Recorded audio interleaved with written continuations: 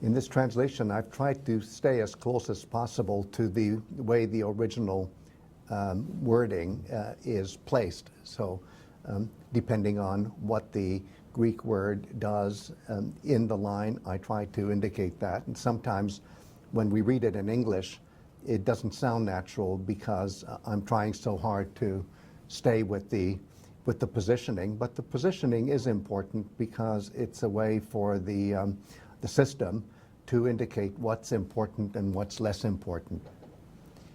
And even the word houtos, which is the first word here, is placed here in my translation as close as possible to the beginning because it's such an important word here. It introduces what kind of speech is being given.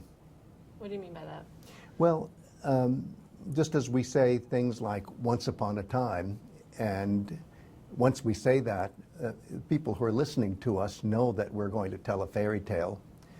So also, if in the ancient Greek of this period, of this medium, if you say houtos, you know it's going to be an Ainos. An Ainos is a special way of saying things where there may be meanings underneath the surface. It's also a Deictic word, right? It's pointing at something that's not physically there in this case, but yes, it's a nice, it's a performance word. Deictic is a very good analytic tool to play with. Deictic meaning, as you say, Lenny, to show, to demonstrate. It's a performance word, is right. Yeah. And that's what clues the listener that something special is going on, that you have to be very alert, you have to make sure that you understand it, that the words are actually testing you.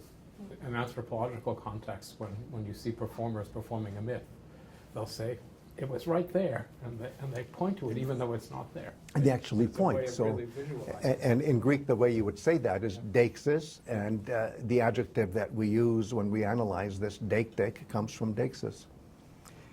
And then, what is he going to talk about? The glories of men of an earlier time, klea, andrōn. We're going to see klea, andrōn in many of our readings, but already here, this is a situation where a medium is commenting on another medium or maybe the same medium. And kleos, we've already seen, is not just glory, but the glory that is given by a given medium. And here, klea, which is the plural of kleos, that's why I translate it as glories, is an indication that whatever is going to be retold here is something like a story about heroes. But then, when he says, by he I mean the speaker Phoenix, I totally recall Memnēmai. This is a word that can be translated different ways depending on how it behaves in the original Greek. When the object of this verb in the original Greek is one way, then you can translate it as I'm reminiscing about, I'm remembering about. But when the object behaves the way it does here, where there's a direct object, one way to try to approximate that is to say something like, I totally recall. And I'm thinking of the title of that work by Philip K. Dick, Total Recall. But it is an absolutizing kind of thing. Phoenix, the old man, is saying here, I don't just remember this, I remember it absolutely, perfectly. And how about that last word that you're marking here for us, Philoi? That is so loaded because what the old man is saying is that if you're not near and dear, which I'm translating as Philoi, you're not going to get it. And this is the third of the three requirements that you need to have if you're going to understand this kind of speaking, which, as we will see more fully as our dialogues go on, is an Ainos, A-I-N-O-S. So those are the ones who know. Those are the ones who understand. Those are the ones who Define your understand.